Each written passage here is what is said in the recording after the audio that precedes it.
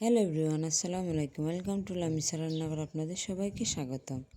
আজকে আমি নিয়ে এসেছি মজাদার ধনিয়া পাতা ভর্তা রেসিপি। প্রথমে আমি চুলায় প্যানটা বসিয়ে পরিমাণ মতো তেল দিয়ে শুকনো মরিচগুলো ভেজে নেব।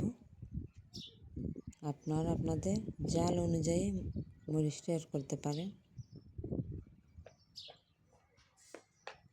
এই পর্যায়ে ভাজা হয়ে গেলে আমি আলাদা একটা পাত্রে তুলে নেব। এ পর্যায়ে 6 থেকে 7টা কাঁচামরিচ আমি ভেজে তুলে নেব।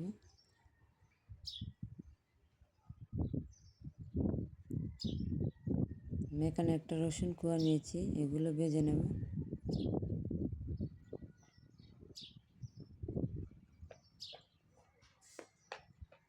তারপর আমি পরিমাণ মতো পেঁয়াজ কুচি দিয়ে পেঁয়াজটা ভেজে নেব। আপনারা চাইলে কাঁচা পেঁয়াজ অ্যাড করতে পারেন।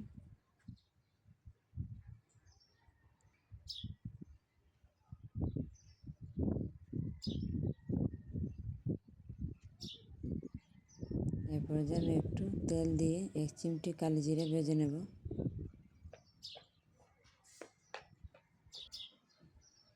তারপর কেটে রাখা ধনিয়া পাতা কুচি দিয়ে আমি 2 থেকে 3 মিনিট ভেজে নেব। আপনারা চাইলে কালি জিরে অ্যাড করতে পারেন, না করতে পারেন। শীতের সময় একটু কালি জিরে দিয়ে ভর্তাটা বানালে আলাদা একটা টেস্ট লাগে। ঠান্ডা কিংবা সর্দিতে এই ভর্তাটা ভালো লাগে। সবগুলো উপকরণ ভেজে নেওয়া হয়েছে। এর পর্যায়ে আমি শিলপাটায় এগুলো বেটে নেব। প্রথমে শুকনো মরিচগুলো বেটে নেব।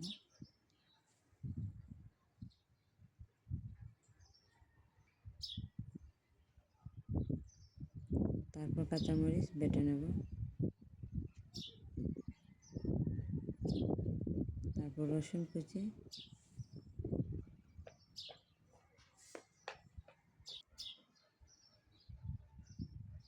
তারপর আমি ধনিয়া পাতা বেটে নেব। আপনারা চাইলে নিয়ে বাটা করে নিতে পারেন আপনাদের পছন্দ অনুযায়ী।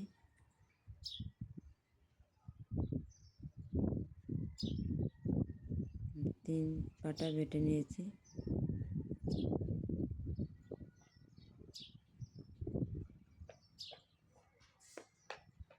এর পর্যায়ে আমি পেঁয়াজ দিয়ে দেব। পরিমাণ মতো লবণ দিয়ে দেব।